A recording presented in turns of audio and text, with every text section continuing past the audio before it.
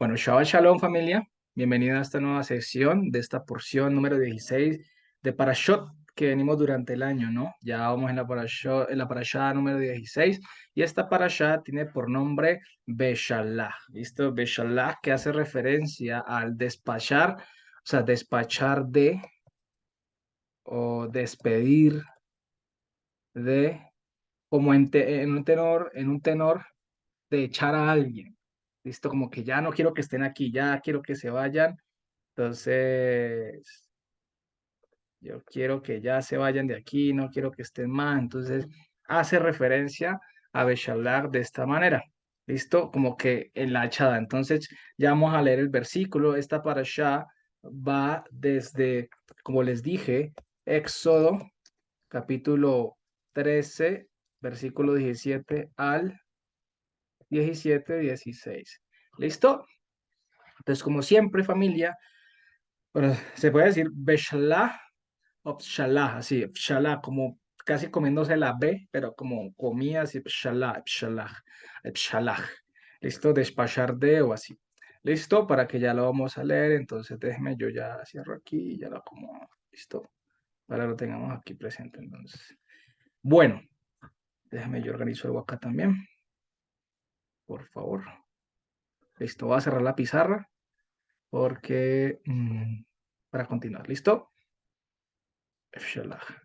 Bueno, entonces, denme un momento acá, por favor. Adelante. Listo. Ya lo pueden ver. Le vamos a dejar aquí. No. Este.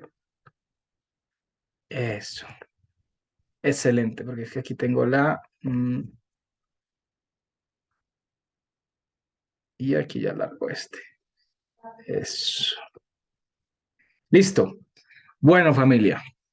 Como bien saben, ya les dije que la parasha se llama Shalá, como el despedir, la echada de, pues no despedir como que, ay, yo quiero, no, no, sino el de echar, sacar de ahí, pues, al pueblo como tal, en este caso. Entonces, familia, en la echada de, tenemos claro que vamos a ver un resumen durante todo estos tres capítulos, espero que lo hayan leído, del 13, 14, 15, 16, bueno, perdón, cuatro capítulos, casi cinco, cuatro capítulos, sí, cuatro capítulos exactamente. Quiero que comprendan un poco y que lo hayan leído y que pues el Señor les haya enseñado y les haya mostrado muy bien lo que pues implica espiritualmente todo esto, ¿no? Entonces, vamos a ver un resumen que yo siempre saco del hermano Harry, que siempre lo sube y me parece un buen trabajo lo que él hace. Mm, Voy a compartírselos y en esta parasha vamos a ver lo siguiente, ¿no? Uno, es Dios guiando a su pueblo. Dos, Faraón persigue a los israelitas, ¿cierto? Tres, la apertura y paso por el mar de juncos o el mar rojo, ¿no? Pero como bien saben, mar de juncos es lo más correcto en este caso, el mar de juncos, porque mar rojo, pues obviamente no es la traducción correcta. Hay una cantidad de teorías al respecto del por qué dicen mar rojo, pero en realidad es mar de juncos. ¿Listo? Ahorita le muestro una imagen. Se llama Yam Suf, Yam Suf. Entonces, tenemos también lo que es el cántico profético y triunfal de Moisés. Tenemos también lo que son las aguas de Mará, que es aguas de amargura o aguas amargas. ¿Listo? Tenemos también lo que es el descontento de los israelitas. Luego tenemos lo que es las codornices y el maná, ¿vale? Y aquí es donde el Señor empieza a dar mandamientos de no guardarlo porque eso les da gusana, todo esto, ¿no? Son mandamientos que el Señor sigue dando. Luego tenemos la roca de Oreb y luego tenemos la guerra contra Amalek. Vamos a ver si los puedo copiar aquí un momentico en pantalla o se los mando aquí al chat para que los tengan en el chat. Ahí los tengo. Listo, ahí se los copié. ¿Vale? En el chat para que lo tengan ahí entonces interno por puntos. ¿Listo? Entonces, a ver si puedo copiar en el chat, que está mejor. Entonces, familia, vamos a empezar a leer el versículo 17, que es donde comienza la parasha, y dice así, listo, vamos a leer versículo 17. Mm, los juncos son como esto, espérate, abro una imagen para que puedan ver. son como unas especies de espigas, o unas especies de como de varitas, de palitos y de una especie de, digamos, de arbusto o de una planta acuática que se da en la orilla de ese mar. Ya les voy a mostrar una foto aquí para que lo puedan ver. ¿Listo? Esperemos que no se vaya a afectar. Pero ahí está en pantalla. No sé si pueden ver la pantalla, aparece ahí. Esos son los juncos. Son como una especie de varitas, una especie de planta acuática que se da en la orilla, en este caso del mar, y al parecer este mar tenía alrededor todos estos juncos, ¿vale? Todo esto que ven aquí. Entonces, por eso se le llama mar de juncos, que en este caso sería como Yansuf, pero les escribo cómo sería. Lo voy a escribir en el chat, ¿listo? Sería así. Voy a escribir aquí en todos. Voy a escribir Yam Suf, que sería mar de juncos. ¿Listo? Mar de juncos. O también puedo compartirlo porque pues va a quedar grabado. Entonces también tenemos Yam Suf. ¿Listo? Como eh, mar de juncos. ¿Listo? Así tal cual. El Yam Suf. ¿Listo? Así aparece literalmente aquí en la Biblia, el Yam Suf. ¿Vale? Entonces así lo tenemos. Entonces, familia, viendo todo esto, vamos a empezar a leer el versículo 17. ¿Listo? ¿Qué dice el versículo 17? Vaeji shalak par'o et Haam. Dice, ahí está. Y aconteció que en la echada o en la despachada de Faraón al pueblo, ¿listo? No los guió el Elohim, o sea, el Malaj, ¿cierto? ¿Se acuerdan del mensajero que mandó Elohim, el mensajero de Elohim? Bueno, es el que los iba guiando. No los guió el Malaj camino a la tierra de los filisteos, Filishtim, porque estaba cerca. O sea, la tierra de los filisteos estaba cerca de donde ellos estaban y en el camino, porque habían varias rutas como tal, pero el Señor hizo una ruta, por decirlo de la manera, especial. ¿Listo? Una ruta especial. ¿Y qué dice? ¿Qué dice la Reina Valera? La Reina Valera dice, ¿por qué no los guió por la tierra de Filisteo? Dice, porque dijo Elohim, ¿cierto? Dice así, porque dijo Elohim. ¿Qué dice la Reina Valera? Para que no se arrepienta el pueblo cuando vea la guerra y se vuelva a Egipto. La pregunta es, ¿realmente quiso decir el Señor así que para que no se arrepienta el pueblo? ¿Mm? No se arrepienta el pueblo, entonces ya vamos a ver, ¿vale? Porque es que resulta que ahí no aparece la palabra arrepentirse. ¿Listo? La hermana María Eugenia levantó la mano. ¿Quién puede? ¿Ah? Me perdí, hermano. Usted dijo el capítulo 17, pero No, no, no es. capítulo 13, versículo 17.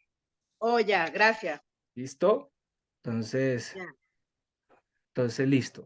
Bueno, Paula pregunta algo si hubo, pero si era un mar, hubo pared de agua a la derecha y a la izquierda. Bueno, ya vamos a llegar a eso. Vamos paso a paso, ¿listo? Pero sí hubo muros. Él dice que el mar se volvió como muros. O sea, fue un viento tan fuerte que sopló. Bueno, vamos a adelantar un poco, pero fue un viento tan fuerte que sopló, dice, que la tierra se convirtió como el desierto del Arabá, un desierto seco, seco, seco. Y tenía que ser así para que pudieran ellos poder pasar sin problema. Y ya vamos a ver unas cosas, porque hay unas traducciones que de pronto no ayudan mucho a comprender bien el tema, pero el punto es que en este caso dice que el viento sopló desde el oriente, un viento, un ruaj, y secó, y se levantaron muros. En mi concepción de la forma en que leo el texto y lo entiendo en hebreo, es que al parecer esas paredes parecían como si estuvieran congeladas, detenidas ahí. Dice que a derecha y a izquierda, ¿listo? O sea, como si estuvieran congeladas por ese viento, ¿vale? Entonces ahorita vamos a ver unos temas muy especiales, pero bueno, ahí me les adelanto entonces poco a poco, ¿listo? Entonces dice la Reina Valera, ¿qué dice? Para que no se arrepienta el pueblo cuando vea la guerra y se vuelva a Egipto. Pues resulta que ahí no dice eso, ¿vale? Porque resulta que yo ya les expliqué a ustedes que, o sea, porque si uno lee así, como así? O sea, como para que no sea que se arrepienta el pueblo cuando vea la guerra y se vuelva, o sea, como si eso hiciera que el Señor no los fuera a llevar por la guerra, ¿listo? ¿Cómo diría realmente ese capítulo, ese versículo como tal? ¿Vale? Que es aquí donde yo voy a hacer un pequeño énfasis, ¿no? Porque resulta que aquí aparece, y eso lo vimos en la parashá de Noé, ¿vale? Aparece la palabra Naham. Mm, ¿Vale? Y esta palabra hace referencia a lo que es consolar, especialmente restaurar.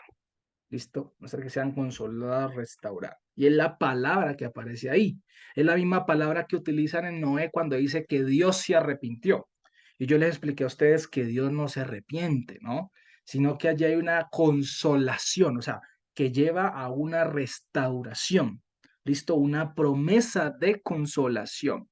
Entonces, lo que dice el texto hebreo aquí claramente es versículo 17 dice que Karohu, Kiamar Elohim, Ben Inahem, Haam, Birroptam, Milhama, dice Beshabu Mitzreima. Entonces dice, voy a leer todo el versículo otra vez, dice, aconteció que en la despachada de Faraón al pueblo, no los guió el Elohim, el mensajero de Dios, en camino de los filisteos, porque estaba cerca, sino que dijo Elohim, a menos que este pueblo sea consolado, mira lo que dice, cambia, ¿cierto?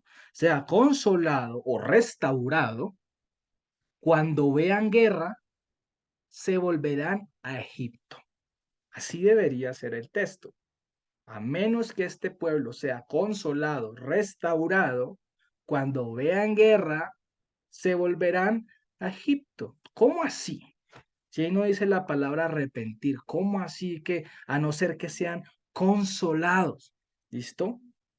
Pues ya les acabo de explicar que aparece el verbo naham, ¿cierto? ¿Y qué significa ser consolado? Si recordamos un poco lo que vimos en la parasha de Noah, ¿vale? Que es lo que estábamos viendo la otra vez. Eso fue como la parasha número 2, si no estoy mal. Parasha así número 2. Resulta que el Señor estaba, o sea, el Señor estaba diciendo que no era la evitación de la guerra lo que iba a hacer que el pueblo no volviera atrás. ¿Listo? No volviera atrás, sino lo que iba a hacer que el pueblo no volviera atrás era la consolación de Elohim, era la restauración de Elohim hacia el pueblo. Y resulta que la restauración o la consolación, si se acuerdan muy bien, lleva consigo que la salvación, ¿vale? Porque restaurar significa obviamente haber recibido la salvación, perdón de pecados y conceder la vida eterna y todo lo que conlleva. ¿Por qué? Porque si lo vemos, ellos en algún momento se iban a tener que enfrentar a pueblos extranjeros. ¿Es así o no es así? Y de hecho se ve más adelante cuando se enfrentan a los amalequitas, a los amalecitas. ¿Se acuerdan? Ahí está, si lo leyeron, ahí se ven. Entonces, el capítulo 17 prácticamente. ¿Mm? Porque en algún momento se van a tener que enfrentar a guerra con los pueblos extranjeros y combatirlos, ¿vale? Pero el punto no era ese. Porque, hombre, Dios también hubiera podido guiarlos por la tierra de aquí de los filisteos y el Señor hubiera podido hacer un prodigio, un milagro, y hubiera destruido a todos los filisteos también, así como estaba acabando con los egipcios, prácticamente. Pero el Señor no lo quería hacer así y ya vamos a ver por qué, porque tiene una enseñanza profunda y espiritual también, ¿vale? Entonces, ¿qué es lo que está diciendo el Señor? El punto era que la consolación o la restauración de Elohim, que es la que se ve cuando cruzan el Mar Rojo, el Mar de Juncos, pues digo Mar Rojo para que entiendan la referencia, ¿listo? El Mar de Juncos, cuando el Señor pelea por ellos ante Faraón y su ejército, ¿vale? Y de ahí para adelante el Señor está con ellos, era que esa consolación o restauración no iba a permitir que los escogidos de él volvieran atrás. ¿Listo? Esa era la consolación, la promesa, y ya vamos a ver con qué tiene que ver todo esto. Entonces, la pregunta que nos haríamos aquí es, ¿aplicaría esta consolación para todo el pueblo que salió de Egipto? Es la pregunta que nos hacemos, ¿no? Porque si vemos y leyeron el texto, y si en el texto se ve, muchos vemos que las mentes de pueblo que salió de ahí de Egipto dice que se volvieron atrás, ¿vale? Porque comenzaron a renegar, ¿Listo? Ya vamos a llegar a esos textos, que esos textos son muy interesantes.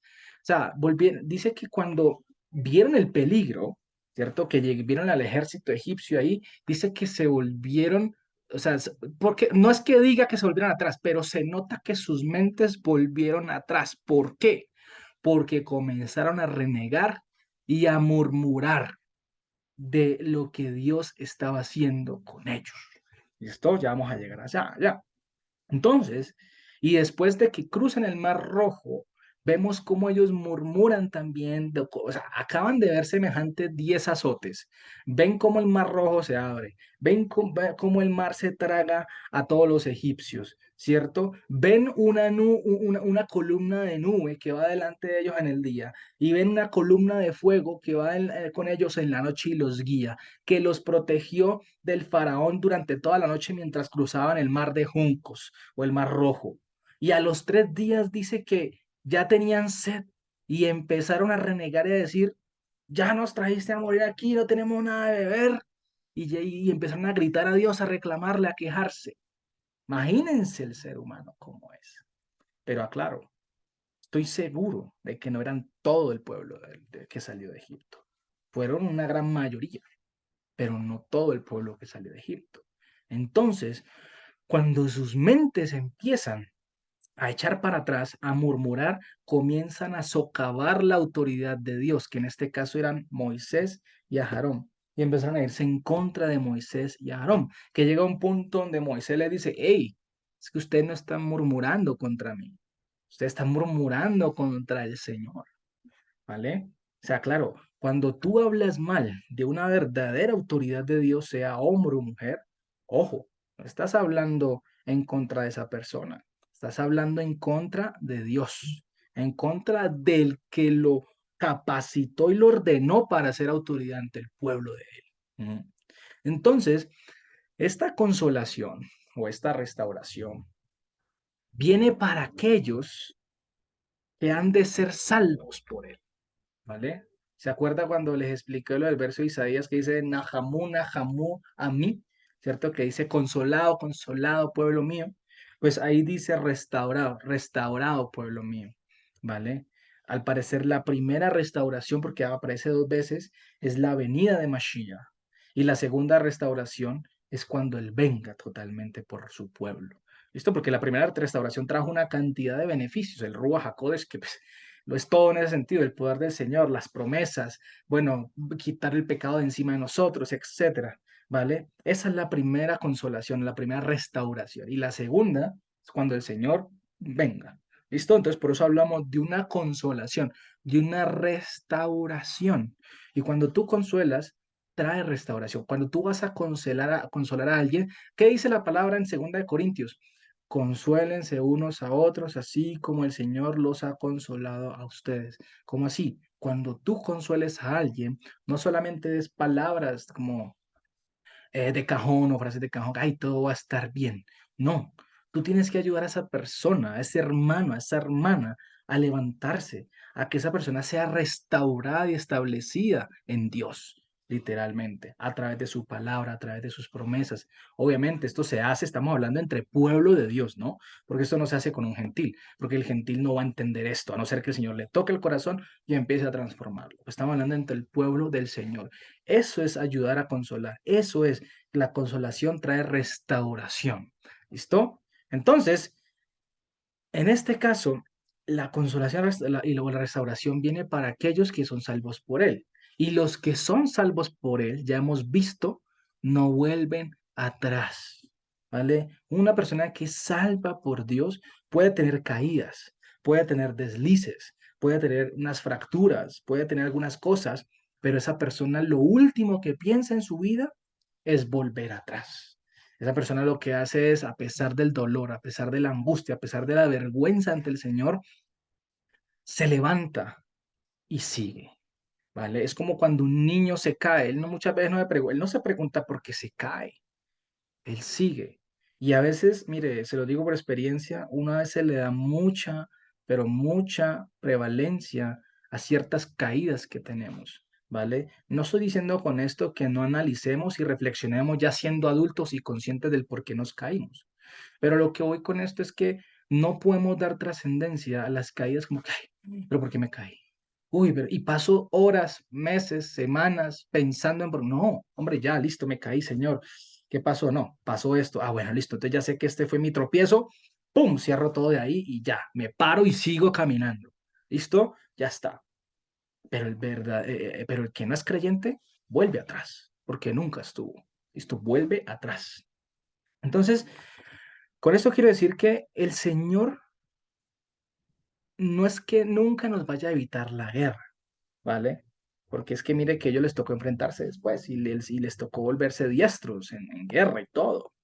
¿Listo? El Señor nunca nos va a evitar la guerra, pero sí nos va a dar el consuelo y la restauración. Y esto realmente es algo que el pueblo necesita, ¿no? Porque la restauración la trae el Ruach HaKodesh, es decir, el poder de su santidad en nosotros. ¿Qué dice? Derramaré su Ruach y lo limpiaré de todas las inmundicias y lo limpiaré con agua limpia. Dice así. ¿Mm? Entonces, ¿qué dice Isaías? Capítulo 51, versículo 12. Isaías 51, 12. Dice así, se los voy a leer. Isaías 51, 12 dice lo siguiente. Yo, yo soy el que los consuela, es decir, el que los restaura a ustedes.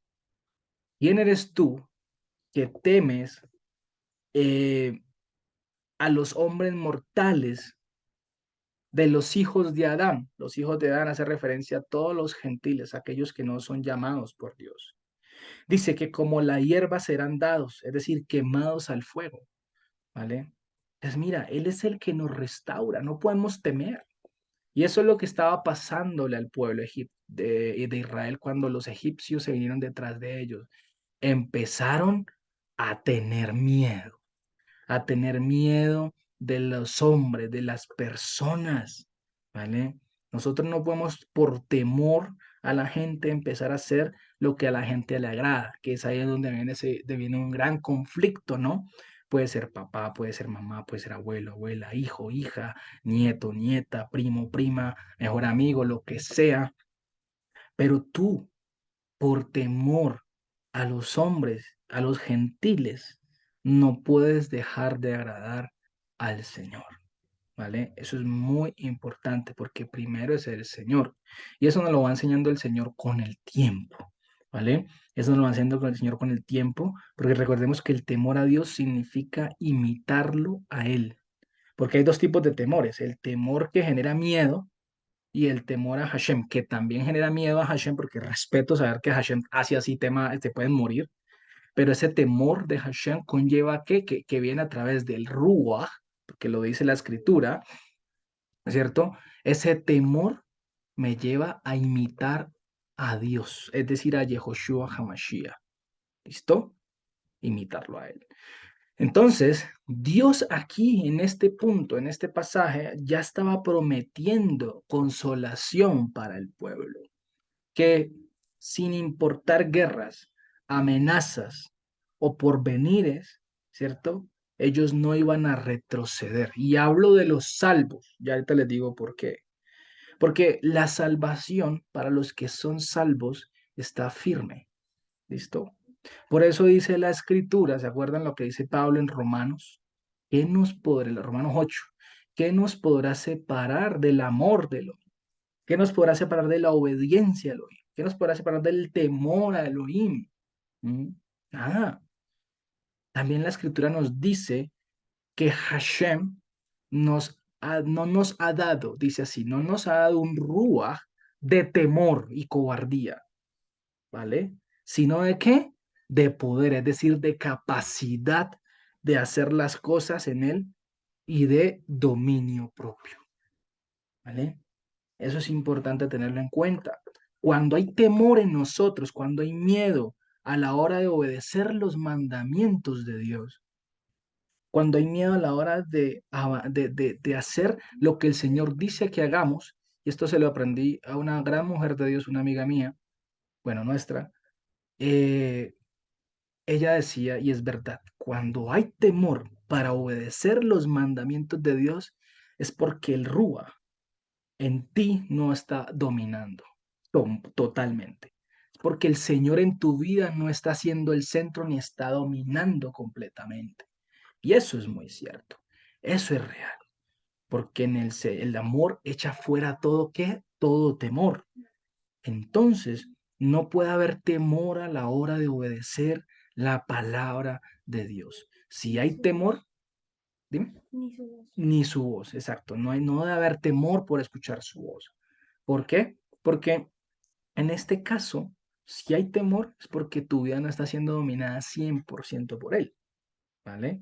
No, pues entonces, ¿por qué hay temor? O sea, ¿por qué pensar de que si hacemos lo que el Señor dice nos va a ir mal? ¿O por qué pensar que si hacemos lo que el Señor nos dice, entonces realmente va a traer problemas a nuestra vida? Hombre, nadie dijo que esto era color de rosas, pero tenemos un galardón. ¿Vale? Tenemos, pues, a ver, una recompensa, no me gusta llamarlo así. Tenemos un galardón, como dice la escritura, ¿no? Que es la vida eterna, en este caso, y muchas cosas más que vendrán que por ahora desconocemos. Entonces, tengamos cuidado, si hay temor a la hora de obedecer los mandamientos, si tememos más al que dirán nuestra familia, nuestros amigos, etcétera, es porque el Señor aún no domina completamente nuestras vidas.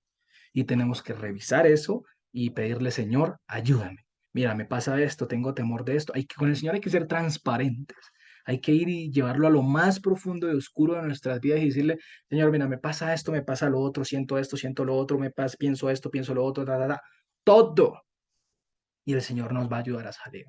El Señor nos ayuda a dar frutos, ¿vale? Pero para eso tenemos que despojarnos de nosotros mismos, hacer morir a esta carne, esforzarnos, ¿vale? Para que esos frutos se puedan ver en nuestra vida. ¿Listo? Si avancemos al versículo 18. ¿Qué sigue diciendo el versículo 18? Dice así.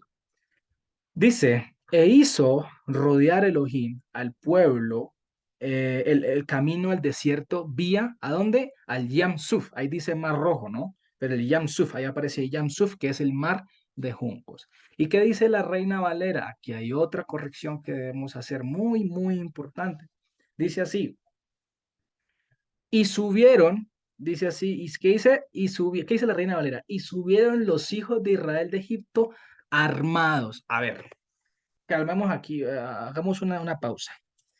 Si dice que el Señor los libró de guerra con los filisteos, ¿cierto? Entonces, si estaban armados, ¿por qué no los llevó a que se enfrentaran los filisteos? Es la pregunta que nos debemos hacer. Pues resulta que ahí no dice la palabra armados, ¿vale? Ahí no dice la palabra armados. Ahí está la palabra hamushim. Y resulta que algunos comentarios, de hecho estaba leyendo comentarios y los mismos comentarios judíos no le pegan al blanco con esta palabra y es muy extraño porque son judíos y expertos en tema, bueno, algunos, no todos, en gramática hebrea. Pero literalmente, hamushim hace referencia a lo que son grupos de a 50 personas. Entonces, como debería ser traducido es, y de a 50 personas, hablemoslo así entre paréntesis, ¿cierto? Oigan, personas, obviamente, subieron los hijos de Israel de la tierra de Egipto. ¿Por qué? Porque resulta que el número 50 en hebreo se dice, se escribe así. El número 50 se escribe de esta manera. El número 50 se escribe Hamishim en hebreo. Hamishim en hebreo. 50. ¿Listo? 50. La palabra que aparece como Hamushim en hebreo significa de a 50. ¿Listo? Y la palabra Hamash, creo que es así, significa número 5. ¿Listo? Es el número 5 como tal. En este caso, para que vean que tiene relación. ¿Listo? Entonces tenemos Hamishim, que es el número 50, Hamushim, que es la palabra que aparece aquí en hebreo, que significa día 50, y Hamash, que es 5, ¿vale? Para que lo tengamos aquí en cuenta esto. Entonces, la traducción correcta de este texto, se lo voy a enviar aquí al chat, eso de Hamushim, dice, nos da la fortaleza para sí, el Señor nos da la fortaleza para enfrentar las adversidades, literalmente. Y hay que estar calmado en medio de esas adversidades. Entonces, dice la escritura así, de a 50 subieron los hijos de Israel de la tierra de Egipto, Mitzrayim. ¿Listo? Mitzrayim. Entonces, ¿cómo esto nos ayuda a dar una concepción mucho mejor de cómo ellos pasaron el Mar Rojo, bueno, el Mar de Juncos, ¿listo? ¿Cómo lo atravesaron? Porque, hombre, siempre hemos pensado y en las películas, en las producciones cinematográficas, nos han enseñado que ellos pasan en ese desorden corriente y bla, bla, bla, ¿cierto? Como que, ay, ¿acaso no dice que, que la columna, ¿cierto? Que estaba enfrente ahí dividiendo, separando y distinguiendo a los egipcios del pueblo de Israel, no se quitó hasta que no pasaron? Claro que sí, ¿vale? Entonces, siempre lo muestran como que, ah, corre, corre. No, ¿cierto? Perdón la recreación, pero es que lo muestran así, o no lo hemos imaginado de esa manera, ¿vale? Pero no, cuando entendemos que ellos iban en grupos de 50, ellos iban como en pelotones. ¿Por qué? Porque los pasa como si fueran un ejército como tal, ¿vale? Pero en este caso no era un ejército, era un pueblo que estaba dividido en grupos de 50.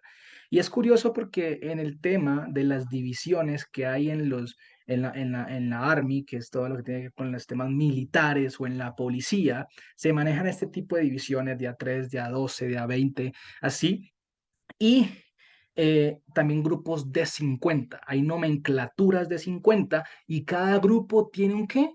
Una cabeza, un líder que los guiaba. ¿Listo? Por eso en Éxodo vemos también los líderes de cada edad, de cada asamblea. Habla. Habían líderes que guiaban estos grupos, así de 50. Esa fue la orden que el Señor dio. ¿Vale? Por decirlo de esta manera. Entonces eran como grupos, eran como huestes, por decirlo de esta forma. Entonces, porque Israel no era un ejército en sí, era un pueblo, ¿vale? Era un ejército, no era un ejército, era un pueblo, pero pues digamos, se usa como esta dinámica para poder entender cómo iban ellos caminando en el desierto y atravesando el mar de juncos. Por eso, uno de los nombres de Hashem es Hashem Ur, que tanto lo han escuchado ustedes, que dicen Jehová de los ejércitos. Bueno, esa palabra no debería traducirse como tal porque es un nombre del Señor, porque de hecho la palabra hueste queda como muy cortica, pero es Hashem Etzbaot, algo así, Etzbaot, sí, Hashem Etzbaot, ¿vale? Etzbaot, Hashem Etzbaot, se escribe de esta manera para que pronto... em, si no estoy mal, mm, se escribe de esta forma. Si no estoy mal aquí. Hashem, it's ba, ot, si no estoy mal, se escribe así. ¿Vale? Que lo han traducido como, entre comillas, Jehová de los ejércitos. Pero no, no es un nombre para traducir. Y si queremos traducirlo, lo más cercano es Hashem de las huestes, ¿listo? Como de los grupos, ¿listo? Por decirlo, porque también habían huestes celestiales, ¿vale? Hashem de los grupos, por decirlo de esta manera, pero siempre se debe hablar como Hashem Tzbaot, ¿vale? Hashem no de los ejércitos, no es correcto, ¿vale? Para que entonces lo tengamos en cuenta allí. Tzbaot, ¿listo? Tzbaot, así es que es.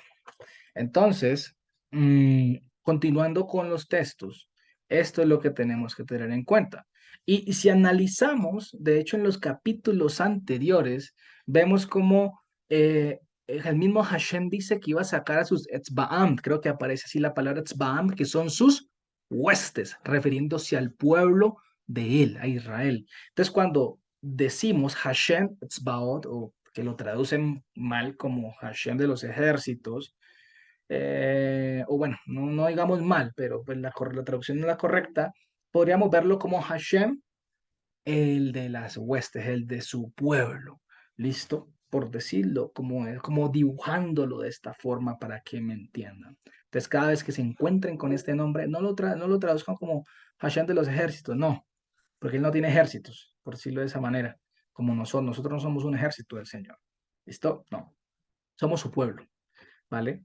Entonces, Y había algo curioso que yo veía y analizaba el número 50 y el número 50 en la Biblia, ¿vale? Nos habla de primero del año del jubileo, ¿se acuerdan? El año del jubileo, que era la liberación de las tierras, las deudas, todo esto también hace referencia a los 50 días que se cuentan a partir del Omer Reshit, ¿se acuerdan? Esto que viene después de Matzot, de Pesach, Matzot y Omer Reshit, que se cuentan 50 días y el número 40, bueno, son 7 Shabbatot y el número 7 Shabbatot son igual a 49 días y el día 50 es Shavuot, ¿se acuerda? Y según la tradición judía, en Shavuot fue entregada la Torá al pueblo, pero eso es una tradición, ¿no? Es algo que no se puede afirmar y si uno analiza los tiempos, no tiene sentido y los tiempos no cuadran.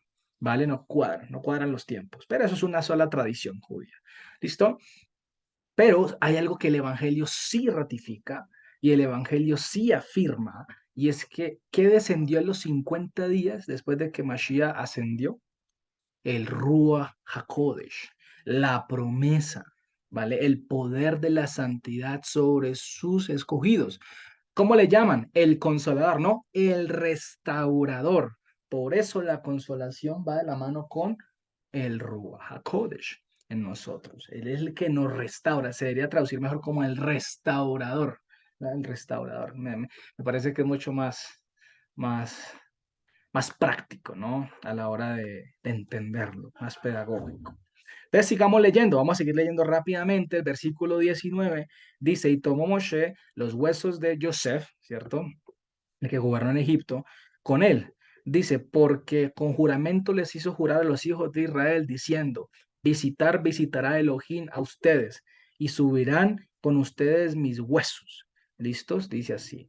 Dice, y partió de Sucot, el pueblo, obviamente, y acampó en Otam, bueno, en Etam, dice así, al extremo de qué? Del desierto. Y aquí viene algo muy importante también que quiero tocar, ¿no? El versículo 22.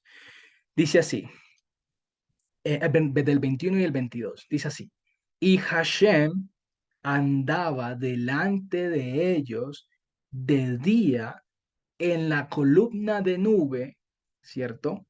Guiándolos en el camino y en la noche en la columna de fuego para iluminarlos a ellos, para andar de día y de noche, ¿cierto? Dice, y no se apartó la columna de nube en el día y la columna de fuego en la noche delante del pueblo.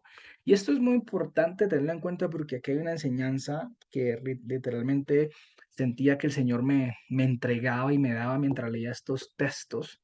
Y era que el Señor me permitía entender que cuando el Señor nos saca de las tinieblas, en donde estábamos, ¿cierto? Nos libera del yugo de esclavitud que teníamos y que ese yugo también nos dirigía, que eran, por decir, las obras de la carne, las leyes de la carne, ¿no? Porque la carne también tiene leyes. Eso lo dice la carta de Romanos, el apóstol Pablo nos lo explica, ¿no? Esa libertad no nos la da el Señor, ¿vale? Para que se convierta en motivo de perdición. ¿Listo? Sino más bien como motivo de restauración. La pregunta es, ¿para qué el Señor nos saca de las tinieblas a su luz? ¿Para que nos perdamos o para restaurarnos? Para restaurarnos, claro, para restaurarnos. Y es aquí donde se empieza a ejecutar lo que es la consolación. Es la consolación en este caso. Porque por ende, cuando el Señor nos saca de las tinieblas, ¿cómo venimos nosotros? Venimos ciegos, ¿vale? Venimos contaminados del mundo, venimos sordos, venimos heridos, venimos con grietas, venimos con incircuncisión de labios, en este caso, es decir, que no podemos hablar la palabra de Dios fluidamente, ¿vale? Pero Él nos guía cada paso que debemos dar. ¿Listo? Cada paso que debemos dar. Y recordemos qué dijo el apóstol Pablo, ya lo hemos leído muchas veces. ¿Qué dice Pablo? Ya no soy yo, sino que es Mashiach en mí. Es decir, ya no me gobierno yo, sino que Mashiach es el que me gobierna a mí. Si decimos ser hijos de Dios, si decimos que Mashiach está en nosotros, bueno, demostremos que Mashiach está en nosotros, ¿vale? porque se tiene que ver el fruto, se tiene que ver esa obra del Señor en nosotros. No podemos decir que Mashiach está en nosotros y seguimos igual, ¿vale?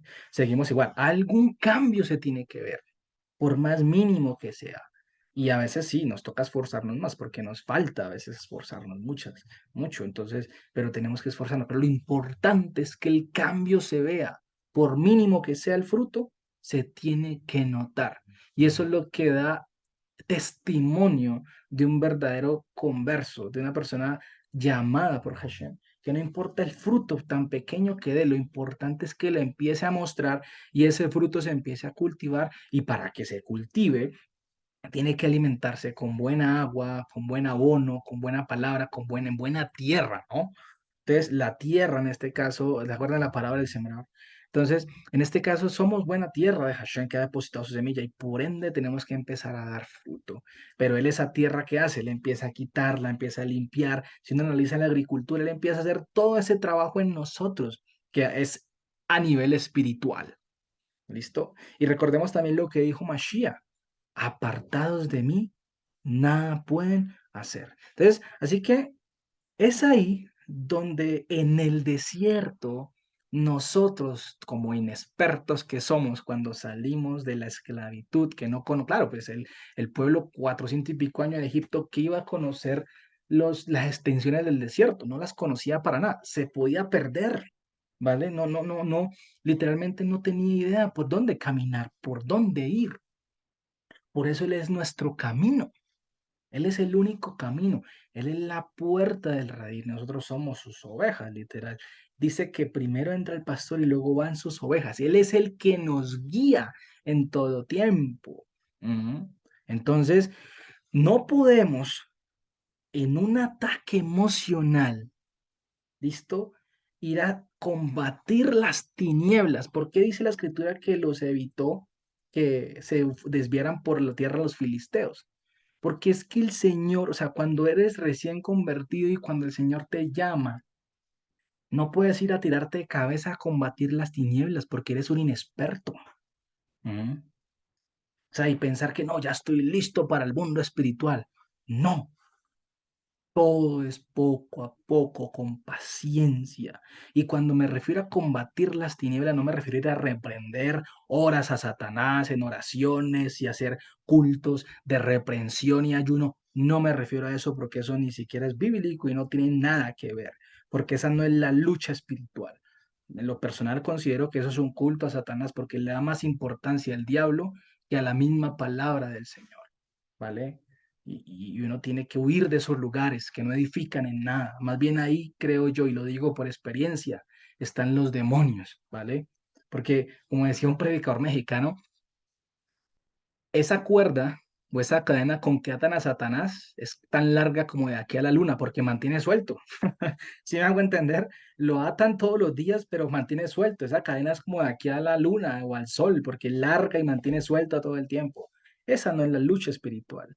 La lucha espiritual es empezar a andar, a dejarse guiar por Dios, a empezar a obedecer en cada paso que Él nos dice y de esa manera, por eso dice el apóstol Pedro, sujétense, sométanse bajo la poderosa mano del Señor. Es decir, sujetarse es obedecer todo lo que Él dice, ¿no? Ir al paso de Él, no acelerarnos, como dice el apóstol Pablo, no se trata del que más corra, sino del que Dios tiene piedad. Entonces, se trata de ir despacio, calma, con paciencia. El Señor nos va formando mucho la paciencia, que la paciencia es orek ruach, en hebreo, que significa largura de ánimo, ¿vale? Largura de ánimo, o sea, paciencia, saber manejar los momentos, no dejarnos llevar por los impulsos en este caso. Y eso es lo que hace el Señor, pero el Señor no nos deja solos, porque Él pelea por nosotros durante ese tiempo mientras nos enseña y nos prepara para enfrentarnos a ese mundo, porque en algún momento nos va a tocar enfrentarnos a ese mundo espiritual, pero ojo, hay que hacerlo en el tiempo del Señor, no en el tiempo nuestro, porque en el tiempo nuestro, vea, nos va mal. ¿Acaso las tinieblas no son astutas? Claro que sí, ellos son expertos en el mundo, ellos son expertos en guerra, ¿vale? Y si tú te metes todo novato ahí a guerrear, no, pues te van a comer vivo, ¿vale? Se trata de ir despacio, paso a paso, siguiendo la nube de día y siguiendo la nube y siguiendo la columna de fuego en la noche, o sea, en los momentos de dificultad y en los momentos buenos también, ¿no?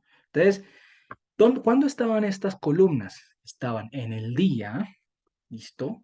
En el día hace referencia también a los momentos buenos de nuestra vida y también estaba en la noche, en los momentos de dificultad nuestros, ¿vale? Y recordemos que Mashiach también es referencia del día, ¿listo? Referencia del día, pero ese día también estaba convertido en fuego para iluminar la noche, ¿vale? Y la luz nos guía en las tinieblas, ¿listo? Él es nuestra luz, Él es la Torá, Él nos dice, lámpara a mis pies es tu Torá, ¿listo? Y luz para mi camino. Entonces, ¿cuál es la palabra que nos guía? Que obedecer a Él, sus estatutos, sus mandamientos. No creerme sabio en mi propia opinión, porque cuando nos creemos sabios en la propia opinión, es ahí donde vienen los problemas. Y después estamos diciendo, ay, Señor, pero ¿por qué? Lo hubiéramos podido evitar, ¿vale? Entonces, era Mashiach, literalmente, era Mashiach el que los guiaba constantemente en el desierto. Y digo Mashiach porque literalmente ya sabemos que Hashem es el mismo de Mashiach. Listo, es el mismo Señor. Era el que los guiaba en el desierto a ellos. Y es así. Cuando el Señor nos saca de las tinieblas, empieza a hacer morir a nuestra carne, ¿no? Nos pone a experiencias para sacar lo que hay en nuestro corazón, porque las experiencias de Dios siempre muestran lo que hay en nuestro corazón. Bueno, siempre señala el corazón porque uno está acostumbrado toda la vida. Sí, ese es el corazón, el órgano, ¿no? Pero realmente el corazón en la Biblia hace referencia a la mente humana, ¿no? La conciencia, todo lo que así que se almacena. Entonces, por eso dice la Escritura que por encima de toda cosa que vigiles, atesora tu corazón, porque de este son los asuntos de la vida. ¿Listo? Por eso todo lo que vemos, todo lo que escuchamos, ¿vale? Asimismo, tenemos que tener cuidado de qué nos alimentamos, porque nos confundimos, porque estar en la búsqueda de la sabiduría humana, estar en la búsqueda del intelecto, todo eso nos puede llevar a confusión. Y eso no está bien. No estoy diciendo que no podamos leer un libro, no estoy diciendo nada de eso. Claro que hay que estar enterado de historia, hay que estar enterado de ciertas cosas, pero hay que tener cuidado con lo que leemos. Y si eso que leemos, lo que vemos, lo que escuchamos es motivo de tropiezo, pues bórralo de tu vida, sácalo de tu vida, porque eso no va a ser, no va a ser provecho en absolutamente nada. ¿Listo? Nada. Entonces tenemos que alejarnos de las tinieblas. ¿Cómo es posible que Dios nos saque de las tinieblas, ¿cierto? Y nosotros de cabeza otra vez para las tinieblas. O sea, no tiene sentido, que eso era lo que estaban haciendo los israelitas cuando salieron, ¿no? Cuando le empiezan a reclamar a Moisés. Entonces, eso hace el Señor. Cuando nos saca de las tinieblas empezamos a morir a la carne. Tenemos que empezar a notarse una diferencia. Por más mínima que sea, tiene que notarse una diferencia, ¿no? Cuando morimos, exacto, cuando morimos a la carne empezamos a ser útiles en las manos de Dios. Porque si estamos contaminados, mezclados, ¿cómo podemos discernir una cosa de la otra? ¿Cómo podemos discernir que lo que estamos enseñando realmente viene del Señor? Porque en la mezcla, ¿vale? Es donde no se pueden diferenciar las cosas. No es lo mismo que se te caiga un anillo en agua limpia que tú puedas ver y saber dónde está, a un agua que está revolcada con agua limpia y agua barro. El anillo no lo vas a poder ver bien dónde está, ¿vale? Lo que es valioso. Entonces, tenemos que tener cuidado con las tinieblas. Las tinieblas son muy sutiles y hoy en día usan mucho las redes, usan mucho todas las cosas que están a nuestro alcance, ¿vale? Para poder distraernos del verdadero propósito de Dios. Entonces, de esta manera, si nos dejamos guiar por Dios, si seguimos la nube en el día y si seguimos la columna de fuego en la noche, hombre, nos va a ir bien conforme al propósito de Dios. Porque, a ver, otra cosa es que no podemos pensar que porque cumplimos los mandamientos de Dios, entonces ya o sea, ese bien que esperamos va a ser en la forma en que pensemos nosotros que va a ser. No, porque mire que los egipcios, los israelitas le dicen a Moisés, pero esto fue lo que te dijimos a ti, que no nos sacaras de aquí, pero te hicimos caso, porque empiezan a hacerle como ese reclamo, y mira dónde nos trajiste a morir acá al desierto, ¿acaso no habían suficientes tumbas en Egipto para morir? ¿Ah? Entonces, ellos pensaron que por obedecer a Dios de esa manera, entonces las cosas iban a salir a la manera de ellos, y no es así. Pero créanme que cuando obedecemos a Dios, las cosas, por más difíciles que parezcan, siempre serán para bien nuestro. ¿Mm? Porque todo va a ser, ¿qué dice Romanos 8:28, el versículo tan famoso? Dice, y todas las cosas con relación, ahí está la palabra sinergo en griego, que hace referencia a con relación al obrar de Dios, ¿vale? Todas las cosas con relación al obrar de Dios, que eso es lo que no los traductores no explican, todas las cosas conforme al obrar de Dios ayudan a bien a los que aman a Dios y son llamados conforme a qué? Al propósito de Él. Todas las cosas ayudan a bien con relación al obrar de Dios, a lo que está dentro del límite de Dios, no porque entonces yo me voy a ir a hacer algo ilícito, ay no, todo eso me va a ayudar a, no, o sea, hay gente que piensa de esa manera y bueno, y los entiendo porque esas son las doctrinas que se han regado por medio de este mundo, ¿no? Entonces, pero hay que salir de eso, ¿no? Porque familia, al fin y al cabo, si hacemos las cosas a nuestra manera, nos vamos a arrepentir totalmente en algún momento de la vida, ¿no? Entonces es mejor esperar, ser paciente. Esta carne no quiere esperar.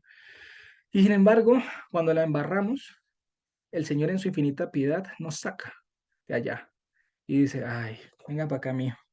Usted no sabe, inexperto, ¿vale? Un bebecito, venga, lo saco, un niñito, que es de otro. Entonces, pero hay que empezar a crecer, hay que empezar a moderar. ¿Qué pasa cuando un niño nace, una niña? Hay que empezar a ver el crecimiento del alimento que consume. Y a medida que el tiempo va pasando, tiene que verse, porque si no crece, tiene algún problema y lo tiene que llevar al médico, ¿vale? Para poder atacar eso de raíz. Algún problema está pasando, alguna enfermedad. Entonces hay que revisarnos. Si no hay crecimiento, hay que revisarnos totalmente. ¿Mm? Entonces, vamos a seguir leyendo, familia, el capítulo 14, porque hay unos puntos muy importantes en los que quiero hacer énfasis en esta parasha para poderla terminar. Y aunque sé que hay mucho por aprender, hay mucho por estudiar, y eso lo pueden seguir haciendo ustedes, ¿no? Porque pues yo espero que ustedes en la intimidad con el Señor, en las parashot, en estas porciones que vemos, el Señor les muestre cosas, también les enseñe cosas a nivel espiritual. Pero recuerde que para poder entender las cosas a nivel espiritual necesitamos estar descontaminados del mundo. Descontaminado del mundo me refiero a las prácticas del mundo, todo aquello que no edifica, porque tenemos que trabajar, tenemos que estudiar, ojo, ¿no? Porque no vamos a ser tan extremistas de que ay, ni el trabajo, no, no, hay que saber comportarse en el trabajo también. ¿Listo? Y si es un trabajo que no te edifica y que te está alejando de Dios, bueno, pídele a Dios que te ayude a cambiarlo, ¿vale? Ya, pídele a Dios que te ayude a cambiarlo y Él sabrá qué es lo mejor y que nos ayude en las concupiscencias de la carne. Literal, que esas son las herramientas de Satanás en nosotros para hacernos pecar. ¿Listo? Entonces, este capítulo, literalmente el capítulo 14, que vamos a empezar a mirar unos puntos aquí, muestra la orden del Señor en cuanto a qué? A acampar frente al mar de juncos, Yam Suf, ya les mostré la imagen, ¿no? Lo que es el mar de juncos, con el propósito de qué? Con el propósito de hacer rigidez de su mano contra el corazón de Faraón, ¿vale? Con el propósito de manifestar su poder ante Faraón, hacer pulso con él y humillarlo. ¿Humillarlo en qué sentido? Despojarlo en lo que él se creía poderoso. Vamos a ver, por eso hay un salmo que dice que ellos confiaban en sus carros, en sus caballos. Claro, el mundo, la gente adinerada, la gente del mundo siempre confían y se creen fuertes por sus propios medios y con sus propias herramientas y riquezas. Pero eso para el Señor es como coger un papel y rasgarlo, ¿vale? Que eso fue lo que hizo. Cuando el cántico profético del capítulo 15 de Éxodo dice que el Señor echó a la mar, ¿se acuerdan? Él los perseguía, jinete y caballo de la canción, echó a la mar los carros del faraón, esa canción, ¿no? Literalmente los echó a la mar, los arrojó y los cubrió, destruyó todo el Jayil. Ahí aparece la palabra Jayil de faraón. Es decir, toda la fuerza con la que se sentía seguro, poderoso Faraón. Lo dejó solo, lo dejó en la ruina literalmente. ¿Mm? Y eso es lo que hace el Señor con los que se creen sabios en su propia opinión, con los que se creen poderosos, que tienen la capacidad y la autoridad y el poder o el derecho de humillar a otros simplemente porque para ellos dentro de su concepción no están a la altura, ¿no? Pero recordemos que para el Señor lo material no es nada.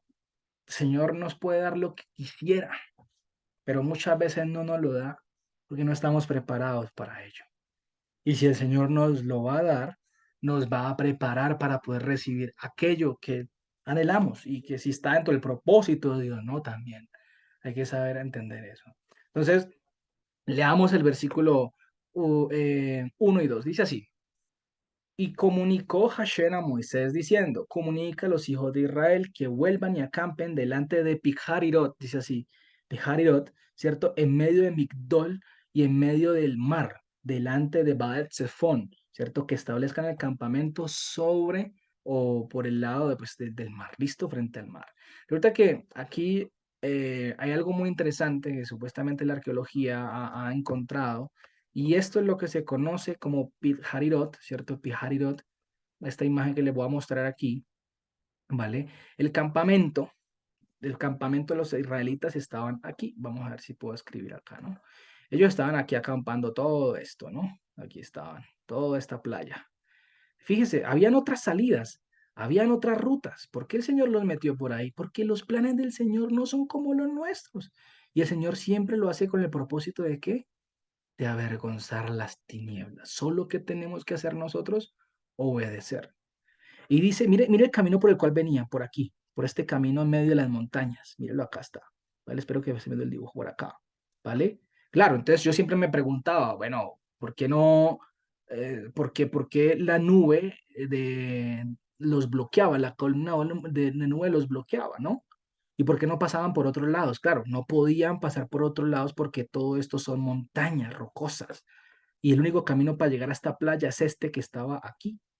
Entonces la columna se estableció aquí. Cuando dice que se colocó detrás del pueblo y frente a los egipcios, fue la columna aquí. ¿Listo? Porque la columna estaba aquí al frente, delante de ellos. Pero dice que la columna se movió para atrás de ellos y se colocó aquí. Y claro, por eso toda la noche, durante la noche, no pudieron pasar los egipcios de aquí para acá. ¿Vale? Había un bloqueo en este caso. Es que el Señor todo lo hace calculado, todo lo hace calculado. Y al parecer, según la arqueología y según los descubrimientos marítimos, aquí en este pedazo que estoy trazando, donde está también la línea o la flecha púrpura, hay algo que es lo que se conoce como un puente marítimo. Es decir, un puente marítimo es un brazo de tierra que hay por debajo del mar, que es profundo, que por ahí de unos 50, 70 metros de profundidad. Y acá hay abismo, ¿cierto? Hay abismo. Porque la pregunta es, si, si los hubiera metido por un abismo, ¿cómo harían para escalar y subir acá? Porque recordemos que el mar tapa las montañas. O sea, es que el mar cubre montañas en pocas palabras. O sea, estos son montañas cubiertas por mar, ¿vale? Pero el Señor conoce también la tierra, que aquí había un puente marítimo. Claro, podían pasar derechito sin problema hasta el otro lado, hasta este lado. Entonces, esto es lo que se conoce como Piharirot, ¿cierto? En medio de Migdol. Migdol es como unas ruinas egipcias que habían aquí, una fortaleza en este lado, ¿vale? Y el Señor sabía y los hizo acampar ahí, en la dirección opuesta a Baal Zephon. ¿Listo? Hasta acá, que por acá estaba Baal Zephon, creo que estaba a este lado. Entonces ellos estaban aquí, estuvo una playa inmensa, ¿no? Y al parecer salieron de Egipto, al parecer por ahí unas eh, 2 millones de personas, 3 millones de personas, ¿no? Más o menos salieron por allí. Entonces, claro, cuando ellos iban a pasar, venga, yo muestro aquí algo hago un ejemplo, ¿no? Voy a borrar esto. Cuando ellos iban a pasar, ¿listo? Por el mar, que el mar dice que se volvieron columnas, se volvieron muros a derecha e izquierda, ellos no pasaron así revolcados como siempre los muestran, sino que iban en grupos de a 50, es decir, aquí está el mar, ¿cierto? La columna aquí también, el mar levantado, ¿cierto? Aquí el mar, y ellos iban en grupos de 50, así. como en pelotones, para poder pasar en orden, ¿vale? Por eso dice que la columna detuvo a los egipcios para ellos poder pasar tranquilos, porque habían ancianos, niños, mujeres embarazadas, animales, llevaban utensilios, de todo. Entonces iban en estos grupos así pasando, en grupos como si fueran un pelotón. Es que el Señor hace todo en orden. El Señor no es de desorden, todo el Señor lo hace en orden. Entonces, claro, tuvieron todo el tiempo para poder pasar, ¿vale? Porque hasta que el Señor no quitó la columna, no pudieron pasar, ¿vale? Entonces, claro, los planes del Señor son insuperables, es verdad. Los planes del Señor todos son insuperables. Entonces, eso quería mostrárselos para que nos hiciéramos una idea de dónde ellos estaban pasando. ¿Listo? ¿Qué dice el versículo? Vamos al versículo 5. Vamos al versículo 5, saltemos al versículo 5 y dice así. Bueno, el versículo 3 dice lo siguiente. Y dirá Faraón, ¿cierto? Ahí en el capítulo 14. Y dirá Faraón a los de los hijos de Israel. Extraviados o perdidos están ellos en la tierra, y el desierto los ha encerrado a ellos. Fíjate lo que el faraón en su soberbia dijo, ¿no? Vamos al versículo 5. Dice, y comunicaron al rey de Egipto que había huido el pueblo. Claro, como lo vieron en esa dirección, los egipcios sí conocían bien esas tierras. Entonces, como los vieron en esa dirección, como que no, aquí ellos mejor dicho, se aplicaron el harakiri, se cerraron solitos y ya fueron presa fácil para nosotros, porque si hay mar al frente de ellos, ¿para dónde van a pasar? Pero se les olvidó una cosa, que el que peleaba por ellos fue el que creó los mares, ¿vale? Que el que peleaba por ellos abrió el mar, tenía el poder suficiente para partir, porque dice literalmente que el viento partió el mar en dos. La palabra que aparece ahí, partió el mar en dos y lo dividió, imagínense. Entonces mire lo que dice, y se transformó el corazón de Faraón y el de sus siervos hacia el pueblo. ¿Cuál pueblo? Hacia Egipto, ve, hacia Israel, perdón. Y dijeron, mire lo que dice, ¿qué es esto que hemos hecho nosotros? Que los enviamos a ellos, que dejamos ir al pueblo de Israel de nuestra servidumbre. Y mira lo que dicen ellos. ¿Mm? Y así son las tinieblas. Las tinieblas, cuando el Señor nos arranca de las tinieblas no se dan por vencidas. Las tinieblas solo tienen una meta, hacernos caer, destruirnos, matar, robar, dice la escritura. Esa es la meta de las tinieblas, robar, matar y destruir, literalmente. ¿Mm? Ellos no van a rendir, ellos van a querer seguir haciéndonos guerra. Por eso el Señor primero Él siempre va a pelear por nosotros, tranquilos. Pero Él mientras pelea por nosotros nos adiestra, nos enseña y nos prepara para ya nosotros hacer guerra también, juntamente con Él. Y Él ya coopera con nosotros. Así hizo después con los amalequitas. ¿Mm? ¿Ves? Entonces, si seguimos saltando, saltemos al capítulo, el versículo 8. Vamos al versículo 8, ahí del mismo capítulo 14, vamos así por parte. Dice así, y exhibió, mire lo que dice, y mostró Hashem la dureza del corazón de Faraón, rey de Egipto. Dice así, y los persiguió detrás, y se fueron, perdón, y persiguieron y se fueron detrás de los hijos de Israel. Y los hijos de Israel, ¿qué dice así? Salieron con mano en alto, dice así. Mano en alto, ¿qué dice? La Reina Valera dice mano poderosa, ¿no? No, ahí no dice mano poderosa, ahí dice Beyat Ramá. Beyat Ramá es una expresión que significa mano levantada. Es una expresión idiomática del hebreo que hace referencia a que salieron públicamente, fueron testimonios, o sea, todo Egipto los vio salir, literalmente. Porque si no estoy mal, esa misma expresión está cuando se acuerdan que eso está en Números o en Deuteronomio, no recuerdo muy bien, que Pinjas, el nieto de Aarón, él atravesó a Cosby y al otro, no me acuerdo quién más fue esa moabita, esa prostituta, que los atravesó con una lanza. Dice que porque el pueblo estaba pecando con mano levantada, es decir, al público. Todos estaban viendo eso, ese acto tan deplorable que estaban haciendo allí. ¿Vale? Entonces, dice que el pueblo salió, claro, siempre nos ven, somos testimonios, las tinieblas nos ven cuando salimos. Cuando el Señor nos sacan, ellos saben quiénes son del Señor y quiénes no son del Señor. Claro está, ¿vale? Entonces, saltemos al versículo 10, que esos versículos quiero hacer hincapié hasta el versículo 12, del 10 al 12, en el capítulo 14. ¿Listo? Éxodo 14, del 10 al 12. Dice así, y Faraón se acercaba, ¿listo? Y mire lo que dice, y levantaron los hijos de Israel sus ojos. Y he aquí que los egipcios iban detrás de ellos y tuvieron mucho miedo. Mire lo que dice, Baitzakub Bnei Israel el Hashem. ¿Qué dice? ¿Qué dice la Reina Valera? El 10 dice, eh, y clamaron, ¿no? Y clamaron. Ahí no dice clamaron, como que para pedir ayuda, ¿vale? Como, ay, como hicieron en Egipto, que en Egipto sí clamaron para pedir ayuda.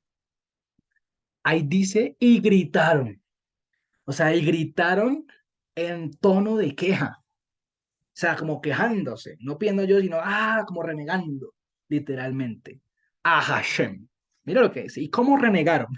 Aquí en el versículo 11, ¿no? Que ese es lo más complicado del ser humano, no sé por qué a veces somos así. Dice, y dijeron a Moisés, no habían dice, no habían tumbas en Egipto para tomarnos a nosotros para morir en el desierto. Imagínate la grosería que le dicen al Señor. Bueno, porque pues se le estaban diciendo a Moisés y Moisés era una autoridad de Dios. Pero acuérdese que no se estaban yendo en contra de Moisés ni a Aarón, sino en contra de Dios mismo. Entonces mira lo que le dicen. ¿Qué es esto que tú nos has hecho a nosotros de sacarnos de Egipto? Al sacarnos de Egipto, perdón. ¿Ah? O sea, qué desagradecidos. Y ahí viene un problema. Y ya le voy a explicar qué es. Miren lo que es, porque es aquí en estos versículos donde quiero hacer mucho énfasis. ¿Listo? Versículo 12, ¿qué dice? ¿Acaso no te dijimos, dice, acaso no te comunicamos? Este no fue el asunto que te comunicamos nosotros a ti en Egipto, diciéndote, déjanos servir a los egipcios, porque bueno es para nosotros servir a los egipcios que morir en el desierto. O sea, cuando una mente, mire, y es aquí donde uno nota quiénes son del Señor y quiénes no son del Señor. Cuando una mente anhela volver al mundo, cuando uno, bueno, yo me acuerdo que yo muchas veces dije, uy, me fue mejor, me iba mejor en el mundo que con Dios. Uy, yo en el mundo ganaba más plata que con Dios. Uy, yo estaba mejor en el mundo que con Dios ahorita. Uy, es que este poco de restricciones. Uy, es que ahora estoy muy apretado. Uy, no, es que ahorita el Shabbat. Uy, es que el Shabbat no me permite trabajar. Uy, cuando tu mente vuelve a Egipto, cuando tu mente anhela más las tinieblas que la luz, como le dijo el mismo Mashiach, es porque el Shahar, la luz que es Mashiach, no ha alumbrado en tu vida, literalmente. Literalmente. Mire, se los digo y no lo digo para gloria mía, porque yo creo que a muchos, todos los que estamos aquí, creo que nos pasa. Pero lo último que pensamos nosotros cuando pasamos por una situación difícil es volver atrás al mundo. Yo no me imagino otra vez en el mundo, la verdad. Yo no me veo en el mundo nuevamente, como era antes. Borracho, con drogas, cosas. No, yo no me veo así. ¿Sí me van a entender? Yo no me veo así. O sea, qué horrible volver atrás. ¿Mm? Qué horrible. Y eso es una muestra de ingratitud. Y eso pasa porque la idolatría está en nosotros aún. Y ya les voy a explicar por qué idolatría. ¿Listo? ¿Por qué idolatría? ¿Mm? Porque es aquí donde yo quiero hacer énfasis y yo quiero mostrar el origen de la idolatría, porque a veces pensamos que la idolatría es solamente imágenes. Sí, eso es lo básico, ¿vale? Lo básico. Quitar las imágenes es lo básico y lo por encimita de la idolatría. Pero hay otros grados de idolatría mayores, que a veces no los tenemos identificados, no los tenemos en el radar. ¿No? Y eso es lo que usa Satanás para darnos vueltas seca a veces, porque hay muchos derivados de la idolatría. ¿Por qué menciona la idolatría aquí? porque este pueblo venía de Egipto acostumbrado a hacer esfinges, acostumbrado a hacer imágenes, acostumbrado a servir a un pueblo idólatra y por ende estaban contaminados y estaban mezclados. ¿Por qué el Señor no los llevó directamente a la tierra prometida? ¿Mm? Porque primero necesitaba depurar al pueblo en el desierto. ¿Qué es depurarlo? Descontaminar al pueblo, y me refiero a todo el pueblo, porque habían unos que sí eran de Dios y habían otros que no eran de Dios, ¿vale? Y esos que no eran de Dios, ¿qué? Murieron en el desierto, quedaron sepultados en el desierto, como símbolo de que van a ser levantados para condenación, como le pasó a Coré, a Datán y a Abirán y toda la gente que murió con ellos. Mm. Y eso lo dice la carta de Judas. Ahorita se los leo. También los limpia. A los escogidos los limpia, claro. O sea, ¿qué hace el Señor? Depura a su pueblo, saca ese poco de gente que dice ser creyente y no es, los empieza a sacar con ese poco de experiencias que el Señor los pone, porque ¿para qué los puso el Señor en el desierto? Para ponerlos a experiencias. Dice para probarle el corazón. No, el Señor sabía que lo que era el corazón de ellos era malos. Es que a través de las experiencias que el Señor los iba a poner, su corazón iba a mostrarse y asimismo iba a depurarse, ¿vale? Porque no todos murmuraron, eso sí estoy seguro, no todos murmuraron. Eran muchos ahí, porque acuérdense que no solamente salieron israelitas, también salieron egipcios, también salieron mucha gente que estaba allí de paso y les agarró todos esos azotes, ¿vale? Y claro, al ver esa magnitud de poderes, es allí donde es un claro ejemplo de que muchos salieron de Egipto, no porque fueran pueblo de Dios, me refiero a ser llamados de Dios, sino porque se dejaron llevar solo por las cosas milagrosas, porque una persona, literal, porque a ver, los milagros no son una garantía de que la persona sea llamada por Dios. ¿Cuántos milagros no hizo Mashiach y mucha gente no lo siguió? ¿Mm? A no ser que Mashiach a través de ese milagro toque a esa persona, ¿vale? Una verdadera conversión, para que haya una verdadera conversión, es necesario una experiencia personal con Dios. Una experiencia, eso es lo que necesitamos nosotros, tener un contacto directo con Dios, una experiencia directa con Dios. Allí hay una conversión, porque la palabra dice, felicidad hay por el varón, bueno, o la mujer, claro, porque indirectamente está ahí, que exhibe fidelidad sin aún haber visto. Mm. Claro, hoy en día las iglesias, mucha gente está llena, bueno, muchas iglesias están llenas de gente que las llevan prometiéndoles falsas esperanzas, mostrándoles que todo es color de rosa. Ven al Señor y tus problemas se acabarán.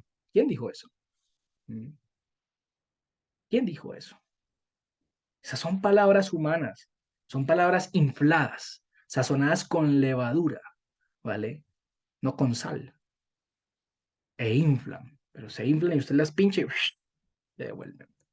Porque esa gordura está llena de hueco, de vacío, no está rellena, no está sólida, ¿vale? No está sólida. Entonces, ¿qué pasa? La gente va movida y va motivada por algo. La gente va movida por un sentir, por un sentimiento, por algo que literalmente no es del Señor. Mm. No es del Señor.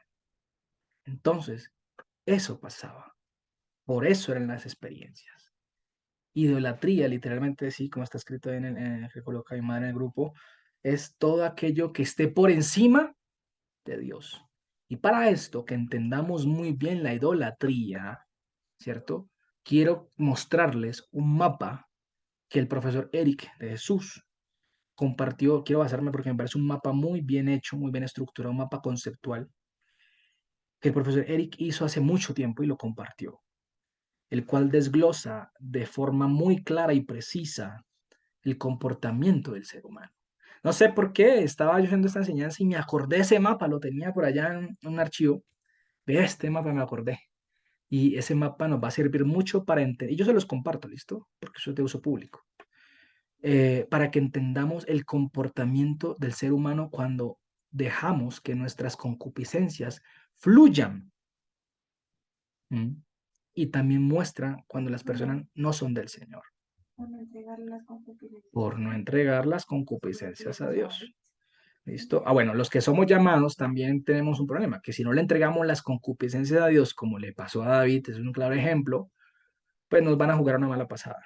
Si me voy a entender, también nos van a jugar una mala. Por eso les digo, seamos sinceros y transparentes con el Señor. No ocultemos nada, el Señor no tenemos nada que ocultarle. Nada, ¿vale? Antes bien, ayudémosle, perdón.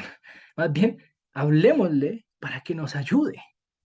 Eso es oración, presentarnos ante el tribunal de justicia y de la piedad, que es Elohim y Hashem, la justicia, y entregarle y colocarle todos los casos a él para que nos ayude. Entonces voy a compartirles aquí mismo esta imagen. Yo creo que ya pronto las han visto, no sé si la tienen algunos bien y si no, pues no. Vale, yo se las comparto. Esta imagen me parece muy, muy interesante porque aquí muestra y desglosa todo lo que proviene de la idolatría. Y primeramente de la idolatría provienen tres cosas. O sea, la idolatría, ¿qué es la idolatría más bien? Por ahora hay tres cosas, ¿no? Pueden haber muchas más, pero por ahora hay tres básicas y tres primordiales. La idolatría empieza porque dejamos de depender, venga, yo uso aquí esto, dejamos de depender de Dios porque buscamos otra fuente de conocimiento y por buscar otra fuente de conocimiento demuestra que no estamos contentos o conformes con Dios o con lo que Dios nos ha entregado y nos ha regalado. ¿Sí me hago entender? Entonces, son tres bases, son tres pilares de la idolatría. Dejar de depender de Dios, buscar otras fuentes de conocimiento. Cuando me refiero a otras fuentes de conocimiento, son fuentes que no edifican, como lecturas extrañas, lecturas que realmente cábala, todo ese tipo de cosas que no edifican en nada, filosofía todo el tiempo, o sea, que en vez de edificarte te quitan, ¿no? Te restan. O no quiere decir que yo a veces no leo algo de filosofía, porque para eso uno estudia, para enterarse de cuáles eran las prácticas, todo, pero lo hago con un propósito, ¿no? Propósito de conocer las prácticas y para poder distinguir qué es lo que estaba influyendo en el pueblo y en el evangelio y cosas que hoy en día, doctrinas que se meten y no son del Señor. Es para eso, no para practicarlo ni nada más, ni por curiosidad, como que, ¿qué será esto? No, nada de eso, ¿vale? Y resulta que a raíz de esta, que a raíz de esta, ¿qué? De esta concupiscencia, pues de la idolatría más bien, la idolatría dice que nos conduce a ¿qué? La idola... Espérate, hice algo que no debía hacer. Ya, tranquilos, ya, todo calma. La idolatría nos conduce a ¿qué? Nos conduce primeramente, produce codicia. Y la codicia es propiciada ¿por qué? Por raíces de amargura. Y las raíces de amargura son propiciadas por pretender controlar o dominar el futuro y no poder. Y también por desconocer, subvalorar o despreciar lo que se ha recibido y desear lo que no conviene o no se necesita. Y esto es una estrategia típica del enemigo que se ve desde Adán y Eva. ¿Cómo así? ¿Por qué nos frustramos? ¿Por qué nos da amargura? ¿Por qué empezamos a buscar otras fuentes de conocimiento? ¿Por qué dejamos de depender de Dios? ¿Por qué empezamos a murmurar en contra de Dios? ¿Y por qué no estamos conformes o contentos con los que el Señor nos ha dado? ¿Por qué? Porque perdón, siempre pretendemos controlar o dominar el futuro y no podemos. Siempre quisiéramos tener control de lo que va a pasar más adelante, pero con el Señor no es así. Mira que escuchaba algo ayer, con Linda escuchábamos algo, un testimonio de un hombre, un ex satanista, que el Señor lo transformó y es un hombre que da frutos, literalmente se nota que es del Señor, hasta en la mirada se le cambió todo, hace muchos años. Pablo Olivares, un músico. argentino. Ahí está una película de él, que se la vean, es muy bonita, se llama Poema de Salvación, así se llama, muy bonita, tiene un mensaje muy chévere.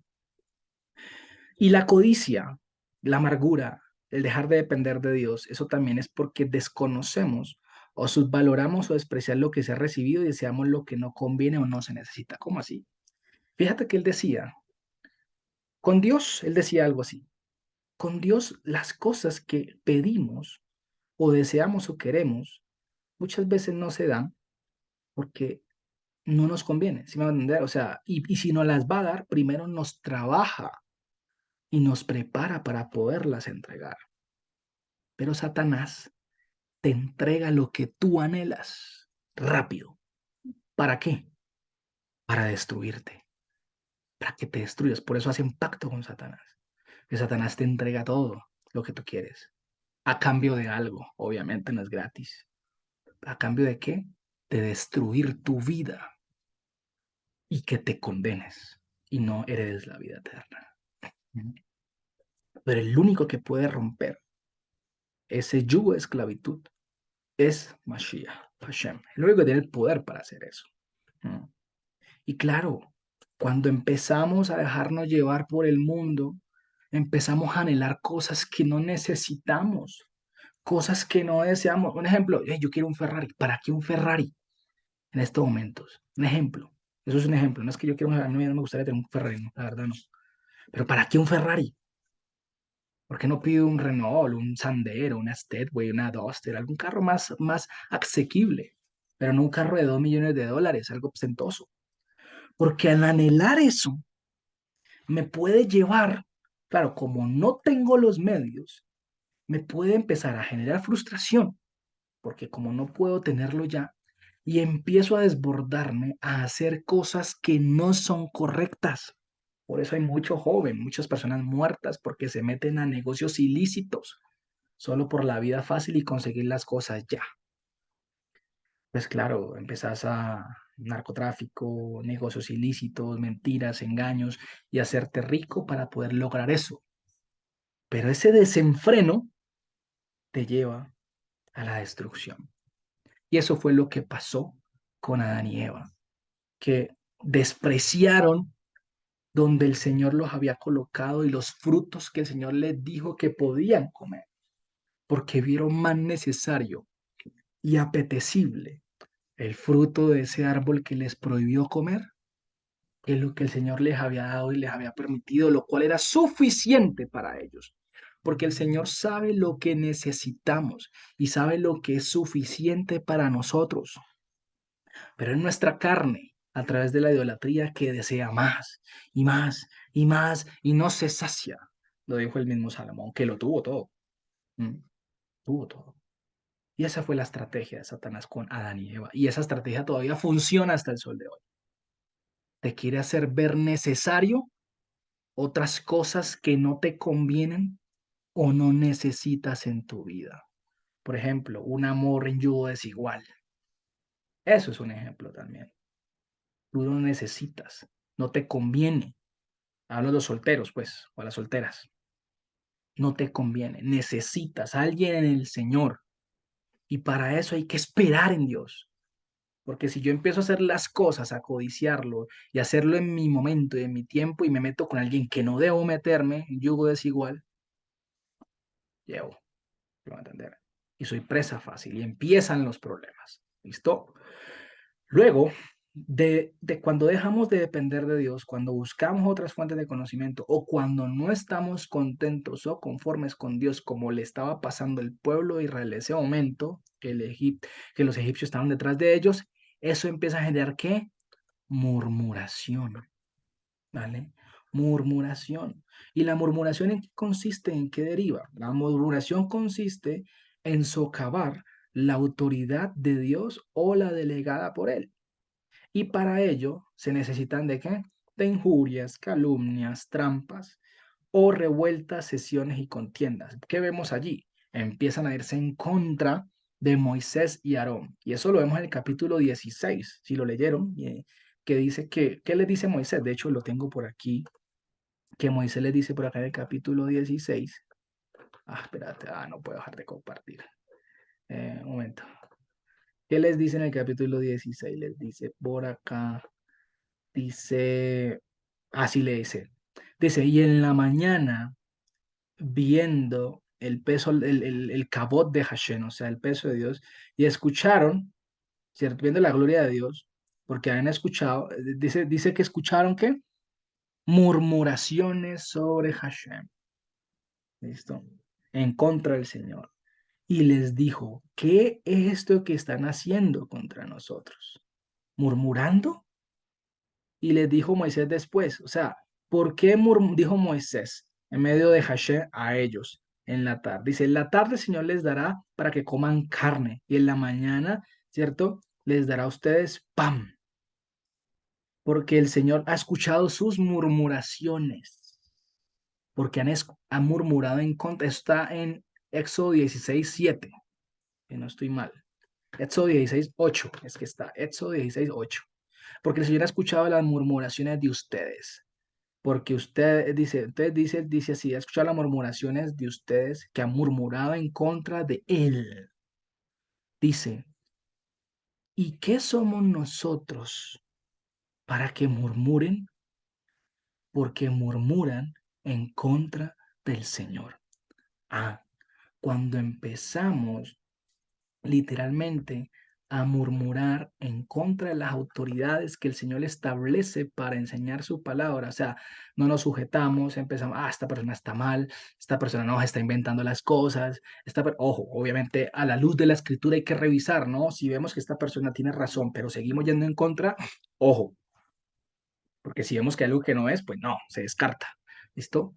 Pero empezamos a ver que socavan, empezamos a hablar de las personas. Ojo, y hay que tener mucho cuidado con eso, se los digo familia, porque hay hombres de Dios y mujeres de Dios que a pesar de que de pronto no están en el mismo nivel de conocimiento de nosotros, pero son llamados del Señor, no quiere decir que podamos hablar en contra de ellos. Es mejor que callemos, no nos desgastemos en conversaciones o en discusiones innecesarias, porque el Señor les pedirá cuentas a ellos si edificaron sobre oro, plata, paja, no es problema de ellos. Nosotros enfoquémonos en lo que Dios nos ha enseñado y nos ha regalado a nosotros y sigamos enseñando su evangelio. Punto. No vamos a caer en murmuraciones. Ya evitémoslas de hablar a los demás. Que dijo una cosa que no es. Bueno, sí, lo dijo, ya está. Pero él cree en Mashiach, guarda el Shabbat, de pronto tiene un concepto diferente en ese momento, ¿vale? Pero no por eso empezamos a murmurar, porque empezamos a levantar. Y a veces las murmuraciones se dan por las calumnias, las injurias, las revueltas, las divisiones. ¿Qué pasó con Coré, Datán y Abirán? ¿En contra de quién se fueron? ¿De Moisés y Aarón o de Hashem? Eso literalmente se muestra un claro ataque de Satanás ante Hashem. ¿Pero qué pasó? Hashem los consumió, abrió la tierra y se los tragó también. ¿Mm? Eso es lo que busca Satanás, hacer que nos vayamos en contra del Señor. Porque todo esto deriva en qué? En un desafío a Dios. ¿Para qué? Como objetivo llevarnos al pesha, al pesha. ¿Qué es el pesha? Es lo que traducen como iniquidad o condenación. El pesha es el pecado de muerte, de condenación. Es volver a la esclavitud del pecado, de la muerte. Eso es lo que busca Satanás en nosotros. ¿Listo? Que nos pongamos en contra de Dios a través de la desobediencia, a través de hacernos anhelar cosas que no necesitamos y no nos conviene, ¿vale? Buscar otras fuentes, como, con Dios no me resultó, entonces pues me voy por aquí porque entonces esto sí me va a dar, ¿cierto? Tal, todo eso, empezar a hablar mal de la gente, de las autoridades de Dios. Y dejar de depender de Dios, buscar otra fuente de conocimiento y no estar contentos o conformes con Dios, conduce a que también a emociones y pasiones desordenadas, a prácticas extrañas. Y las prácticas extrañas nos lleva a adiciones, a prostitución ritual, a masoquismo.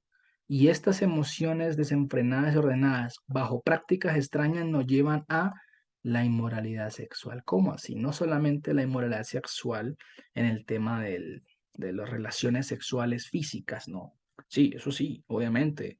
Lo que es la pornografía, la masturbación, lo que es la prostitución en los antros que no se deben ir, em, desnudos, una cantidad de cosas pues que no debe ser en un hijo o una hija de Dios, literalmente, sino también prácticas extrañas, adicciones, prostitución ritual.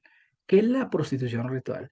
¿Se acuerdan cuando el Señor literalmente decía que el pueblo se ha prostituido por ir detrás de sus dioses? Bueno, es cuando empiezas a buscar otros tipos de prácticas, cuando empiezas a buscar que la cábala, que el sojar con la cábala, que no, que esto, que la velita, que el santo, que lo otro, que una cosa, que la otra, que le voy a pedir a mi mamá, a mi papá que está en el cielo. Nadie está en el cielo en estos momentos. Nadie, se los digo. Nadie. ¿Listo? Solo el Señor. ¿Listo? Que a mi hermano, que a mi hija, que lo que sea. No. Ojo con eso. Ojo con las emociones y pasiones desordenadas. Una cosa es tener una imagen, ¿cierto? De un ser querido allí en una foto que ya no está, diferente, porque eso es un recuerdo, ya no, no pasa nada, literalmente yo lo he analizado y no tiene nada que ver. Y otra cosa ya es idolatría, orarle, hablarle, besarle a la imagen, pedirle, creer que es un ángel, creer que es un santo, ojo.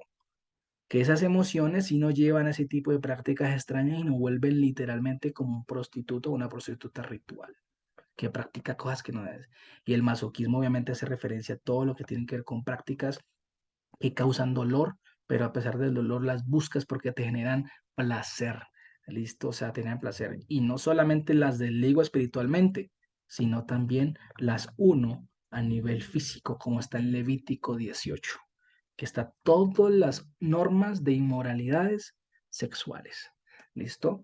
Entonces, no solamente es en lo físico, sino también en lo espiritual. ¿Vale, familia? Entonces tenemos que revisarnos que no haya levadura, tenemos que analizar a eso es lo que yo les digo, de rodillas a Dios, pedirle, Señor, me pasa esto, muéstrame qué hay en mi corazón, muéstrame, el Señor a través de las escrituras nos muestra qué hay en nuestra vida. Es que la escritura es la fuente de sus pensamientos, literal. Algo que estoy empezando y se los comparto para que ustedes también lo empiecen a compartir es cada decisión, lo estamos empezando a hacer como pareja, como esposos, literalmente. Consultar toda decisión a Dios, ¿vale? Toda decisión, sea del trabajo, sea un viaje, sea lo que sea, ¿vale? Hay de cosas a cosas, hay. ¿Será que pide una cita médica? No, pues hay cosas que tienes que pedir una cita médica, ¿no? También vos hacerlo. A pídele a Dios que más bien te ayuden a que te la den rápido, ¿no? Con ese sistema de salud que tenemos. Es eso, ¿no? Pero hay cosas, un carro, una casa, un viaje, un trabajo, ¿cierto? Un estudio. No va a hacer que una decisión te lleve a esclavitud, a hacer cosas que no debes y después estás, ay, Dios mío, ¿por qué? ¿Vale? Entonces, consultemos todo y seamos pacientes, esperemos en el Señor. El Señor nos responde, ¿vale? Sea para decir sí o sea para decir no. Y si nos dijo que no, pues por algo será. Pero como hijos, si nos dice que no, tenemos que aceptar literalmente su rechazo en esa petición, porque Él bien sabe lo que nosotros mejor necesitamos. Entonces, eh, hacer altares en la casa, cosas, porque es que cuál es, mira, una de las estrategias de Satanás, hacer creer, primero, que Él es invisible y que Él no está, pero está más cerca. Y segundo, hacernos ver que las cosas que sí son dañinas son inofensivas. Pero ¿a través de qué lo hace? A través del sentimiento, a través de la emoción, a través de pensamientos que no provienen de Dios. Por eso tenemos que llenarnos de la palabra de Dios, para que los pensamientos del mundo no nos llenen. ¿Sí me voy a entender? Estamos llenos de la palabra, para que no nos llenen los pensamientos de Dios, velos del mundo, sino estar llenos de la palabra de Dios. ¿Listo, familia? Con esto quería terminar y un versículo de Judas, que es Judas 4:5, se los voy a leer, que dice, porque algunos hombres y mujeres, pero especialmente hombres porque está hablando de los que enseñan. Algunos hombres han entrado encubiertamente. Judas está antes de Apocalipsis, ¿listo? 4:5. Porque algunos hombres han entrado encubiertamente, los que desde antes habían sido escritos, de los que antes había sido escrito. Ahí dice que se han predestinado, no. Ahí dice se había escrito, de los que antes se había escrito, perdón, me dio hipo, para este juicio, hombres impíos que convierten en libertinaje la gracia de nuestro Elohim y niegan a Elohim, el único, mira lo que dice, el único Dios, es decir, nuestro Señor Yehoshua Hamashiach, soberano. ¿Qué es soberano? Que él hace como quiere. ¿Listo? Y nadie le dice nada. ¿Qué dice el siguiente versículo 5? Pero quiero recordarles, ya que una vez lo han sabido, que el Señor, Yehoshua Hamashiach, porque lo acaba de decir que Él es el Señor, habiendo salvado al pueblo, ¿a quién sacó? Al pueblo de allá, Mashiach. Habiendo sacado el pueblo de Egipto, destruyó después a los que no exhibieron fidelidad. ¿A quiénes? A los que no llamó. Porque sabemos que exhibir fidelidad significa recibir su poder y su gracia para andar en sus caminos, en obediencia y agradándole a Él, ¿vale? Porque la palabra sin la fidelidad, o sea, sin Él, es vacía, simple. La persona puede saber, puede escuchar mucho de palabra, pero si no tiene el rúa, de nada le sirve, ¿vale? Porque la letra acerca, pero el rúa es el que vivifica. ¿Cómo? Cuando nos lleva a practicar la letra que aprendemos. ¿Se me va a entender? Entonces, esos que murieron en el desierto no fueron llamados por Dios. ¿Listo? No fueron llamados por Dios. Vale, familia. Bueno, espero que haya sido de bendición esto el día de hoy. Espero que haya sido didáctico, práctico, que les haya sido de provecho. Hay mucha más información, pero pues el tiempo no alcanza en ese sentido por lo pedagogía, ¿vale? Sin embargo, espero que sigan ustedes leyendo, instruyéndose y que Hashem siga guiándoles y le pidan a él conocimiento. ¿Listo? Que se aparten cada vez más del mundo. El mundo no tiene nada bueno. No tiene nada bueno. No busquemos nada afuera. No hay nada afuera, nada bueno. Nada bueno. En el colegio, en la universidad, nada bueno. No hay nada bueno. El mundo te quiere hacer ver bueno lo que es malo. Y si una persona tiene conocimientos diferentes, no te puedas discutir. ¿No? A veces discutir no tiene provecho. Hay un momento en que no tiene provecho. ¿Vale? Más bien sigamos nosotros enseñando y lo que Dios nos ha llamado y nos ha mandado a hacer. ¿Vale? No tiene provecho otras cosas. Eso es lo más bien. Si el Señor le abre los oídos a la persona, lo hará. Y si no, no. Si la persona te permite hablar, sí, bien, habla. Y si no, pues no calla, simple. Hay otras personas que el Señor tendrá dispuestas para hablar. Ya está. Listo, familia. Entonces, eso es todo. Que Hashem les bendiga y nos vemos en la próxima. Un abrazo y Shavuot Tov Dinah, pero ya casi sale el sol. Listo. Cuídense y que Hashem los bendiga. Un abrazo. Bye, bye.